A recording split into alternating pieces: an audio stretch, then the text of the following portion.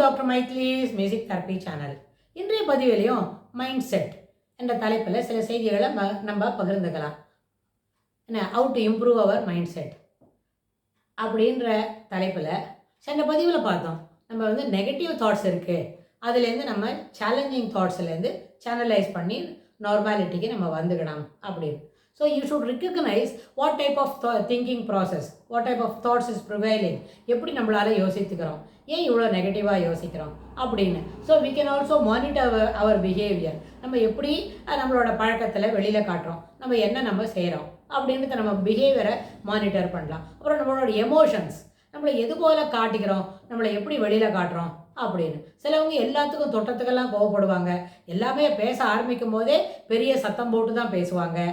அதில் அவங்களுக்கு இப்போ ஒரு சின்ன குழந்தை கூட அவங்கள பார்த்து கற்றுக்குமா இருக்கும். ஒரு சாதாரணமாக இது வேண்டாம், இது வேறு ஒன்று கொடு, இல்லை அது வேணும் அப்படின்ற மாதிரி ஒரு பொலைட்டாக கேட்குறதே இல்லாமல் அதுக்கே ஒரு பெரிய ஒரு சத்தம் வேண்டான்னு சத்தம் போட்டு சொல்லுவாங்க. ஒன்று அதுக்கு மேலே சத்தம் போட்டு கேட்பாங்க. அவங்க சொல்கிறத உடனே எல்லாரும் காது கொடுத்து வாங்கிடணும், வாங்கினது எல்லாம் அவங்க செயல்படுத்தணும் அப்படின்னு நினைப்பாங்க. ஆனால் அதுபோல் அவங்க செய்யணும் இல்லையா? எல்லாமே மியூச்சுவல், எல்லாமே வைசி வருஷா அப்படி இருக்கும்னு சொன்னால் அந்த மாதிரி வரும்போது அவங்க காதிலே வாங்கிக்க மாட்டாங்க ரொம்ப பெருசாக. அப்போ தான் அவங்க கையில் இருக்கிற ஆண்ட்ராய்டில் ஏதோ ஒரு சுவாரஸ்யமான ஒரு செய்தியை படிச்சுக்கிட்டு இருப்பாங்க, இல்லை something irrelevant they will be doing it. So இது என்ன ஆச்சு? அப்போ நம்ம என்ன செய்யணும்? மைண்ட் செட்டில் இத்தனை ஒரு நெகட்டிவிசம் இருக்குது அப்படின்னு சொன்னால் அவங்க தன்னோட பிஹேவியரை மானிட்டர் பண்ணணும். பிஹேவியரில் என்னெல்லாம் குறைபாடு இருக்குது, where and where we are moving away from the normality அப்படின்னு தன்னைத்தானே பரிசோதித்து கொள்ள வேண்டும். அதாவது செல்ஃப் இன்ட்ராஸ்பெக்ஷன் ஒரு வார்த்தை உண்டு. நம்மளோட அனாலிசிஸ் பண்ணும்பொழுது அதில் நம்ம தன்னைத்தானே நம்ம எங்கெல்லாம் வேர் we are doing wrong, where we are going wrong அப்படின்னு, அதாவது உள்ளுக்குள்ளே தன்னைத்தானே விசாரித்துக்கணும் அப்படின்னு சொன்னால் அதுக்கு தான் இன்ட்ராஸ்பெக்ஷன்னு பேர். அந்த இன்ட்ராஸ்பெக்ஷனில் எங்கே நம்ம தவறு செய்கிறோம்னு பார்க்கணும். இதில் எல்லாம் இது எப்போவுமே நம்ம இந்த கான்வர்சேஷனை தொடங்கி அது ஒரு 5 நிமிஷம் 10 நிமிஷம் பேசுகிறதுக்கு அடிப்படையான அந்த thread you are ready to correct your self அப்படின்ற அந்த கான்செப்டில் தான். நான் எதுவுமே என்ன மாற்றிக்க மாட்டேன், என் சௌரியம் போல தான் இருப்பேன். இஷ்டமாக தான் நான் இப்படி இருக்கா மாதிரி என்னோட சேர்ந்து பழகு, இல்லாட்டி இல்லைன்னு சொன்னால் அவங்களுக்கெல்லாம் இந்த பேச்செல்லாம் எடுபடவே படாது. we are not at all here to speak to them, we are not at all here to correct them, definitely not, 100% we are sure about it. ஆனால் நம்ம மாற்றிக்கணும்.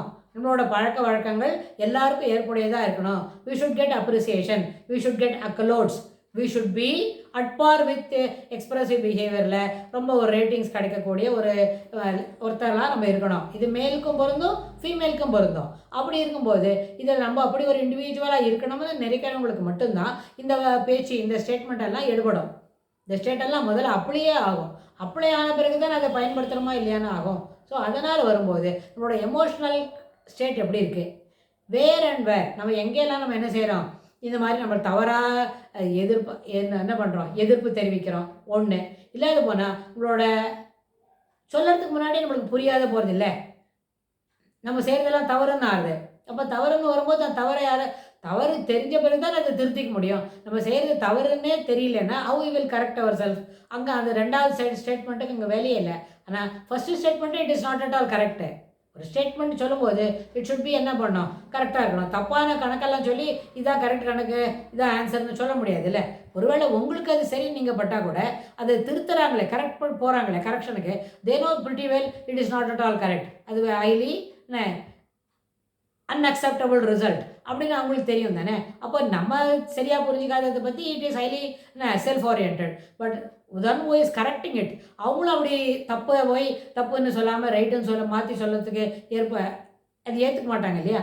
ஸோ அந்த மாதிரி பெர்ஸ்பெக்டிவில் பார்க்கும்பொழுது எங்கே நம்ம தவறு செய்கிறோம், எந்த தவறெல்லாம் நம்மளால் ஒத்துக்கொள்ள முடியல, ஏன் நம்ம தவறு செய்கிறோம், இந்த தவறுன்னு கூட தெரிஞ்சுக்காத அளவுக்கு அந்த வயசில் தான் இருக்குமா, are we tagged under the immature கேட்டகரியில் இருக்குமானா எப்போ மெச்சூரிட்டிக்கு வருது அப்படின்னு நம்ம யோசிக்கணும். ஸோ அதனால் இம்மெச்சூர் கேட்டகரியில் நம்ம இருக்கிறோம் அப்படின்னா அதுலேருந்தே வெளியில் வர்றதுக்கு இம்மிடியேட்டாக அடுத்த ஸ்டெப்பே நம்ம மெச்சூரிட்டிக்குள்ளே தான் வைக்கணும் அப்படின்ற ஒரு என்ன இருக்கணும், ஒரு வேகம், ஒரு motivation to correct our self இருக்கணும். ஸோ அதுபோல் இருக்கிறவங்களுக்கு இதுபோல் நம்மளோட பிஹேவியரை எப்படி இருக்குது, where we are going wrong அப்படின்றது அந்த monitoring our behaviour towards right perspective, right channel.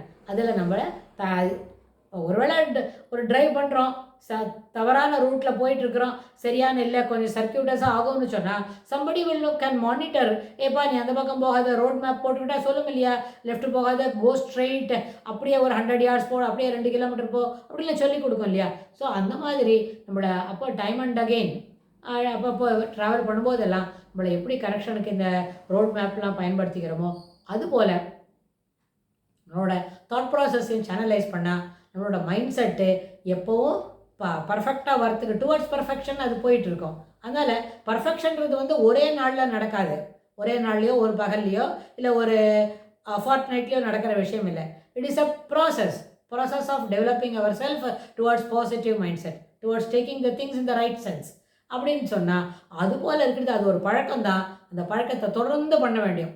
அது நம்ம பாசிட்டிவ் மைண்ட் செட்டுக்கு வரோம். எப்படி சொன்னால் எந்த ஒரு நிகழ்வும் நம்மளை என்ன பண்ணாது, ரொம்ப பின்விளைவுகளை தரக்கூடிய அளவுக்கு நம்மளை பாதிக்காது அப்படின்னு நம்ம தெரிஞ்சுக்கணும். எல்லாமே நம்ம சௌரியத்துக்கு மட்டும் நடக்காது. There are other members in the family, there are other members என்ன in the office, there are other members in the classroom. So it should be common to everyone. It should be acceptable to all the 40 students of the classroom. அப்படின்னு இருந்தால் தான் நம்மளுக்கு அந்த என்ன இருக்கும், mind settle பொதுவான ஒரு எண்ண ஓட்டங்கள் வரும். ஒரு ஆசிரியர் சரியாக மதிப்பெண் கொடுக்கலன்னு சொன்னால் உடனே அவங்க என்ன சொல்லுவாங்க, இந்த ஆசிரியருக்கு பார்ஷியாலிட்டி இருக்குது, என்னை போல் இருக்கிறவங்களுக்கெல்லாம் மார்க் போட மாட்டாங்க அப்படின்னு சொல்ல துவங்குவாங்க. No such thing will happen. நீ சரியான பதில் கொடுத்துருந்தா, அந்த கேள்விக்கு உண்டான பதில் தான் அது இருந்துன்னு சொன்னால் நிச்சயமாக எந்த ஆசிரியரும் அதுக்கு மதிப்பெண்ணை குறைக்க மாட்டாங்க. நம்ம கேட்டு பார்ப்போம் இல்லையா, நம்மக்கிட்ட ஆன்சர் ஷீட் தருவாங்களே வகுப்பறையில். ஸோ அதனால் no teacher will do that. அப்போ அந்த விதத்தில் டீச்சர் சொல்கிறது தான் சரி, நம்ம சரியாக எழுதலைன்னா மார்க் இல்லை அப்படின்னு. ஸோ அந்த மாதிரி அந்த மைண்ட் செட்டுக்குள்ளே ரொம்ப நெகட்டிவ் விஷயத்தை வளர்த்துக்காமல் பாசிட்டிவாக இருக்கணும். நம்மளோட ஆக்ஷன்ஸ் எல்லாருக்கும் ஏற்புடையதாக இருக்கணும்னு சொல்லி ஒவ்வொருத்தரும் என்ன பாடுபடணும் அப்படின்னு சொல்லி இந்த பதிவை நம்ம நிறைவு செய்கிறோம். இதுக்கு தொடர்புடைய செய்திகளை வரப்போகிற பகுதிகளிலும் பார்க்கலாம். தேங்க்ஸ் ஃபார் வாட்சிங்.